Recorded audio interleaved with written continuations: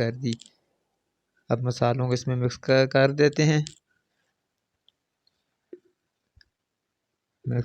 मसाले मिक्स करने के बाद अभी इसमें मैं मिक्स कर रहा हूँ टमाटरों का पेस्ट जो हमने बनाया हुआ था।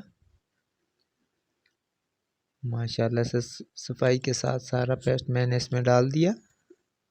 अभी इसको इसमें अच्छे से मिक्स कर लेना है ताकि ये यकजान हो जाए कीमे के साथ।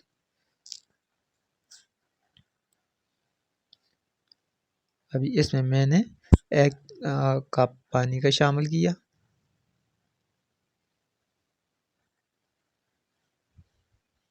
दो मिनट के लिए मैंने इसको ढाँप कर रख दिया व्यूअर्स, ताकि ये अच्छे से हमें मिक्स हो जाए, इसमें स्टीम पैदा हो जाए और टमाटर भी अच्छे से गल जाएं।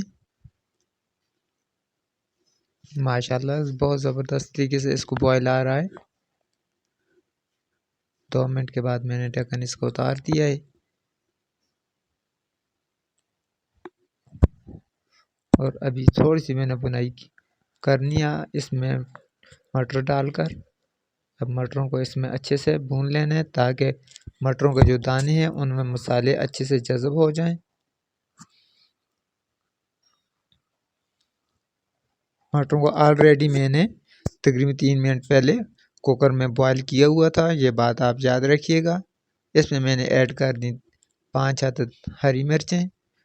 कटी हुई मिर्च मैंने शामिल नहीं की ताकि हम मिर्च का जायका ज़्यादा हो जाएगा, इसको मैंने फ्लेवर के लिए शामिल कर दिया और साथ धनिया काटी हुई भी शामिल कर दी है और इनको मिक्स कर दिया। मिक्स करने के बाद इसमें अभी मैं ऐड कर रहा हूँ माशाल्लाह से देखें, नज़दीक से देखें कितना प्यारा कलर निकला है। हमारा घी हमारा ऑयल बिल्कुल अलग हो गया इसमें।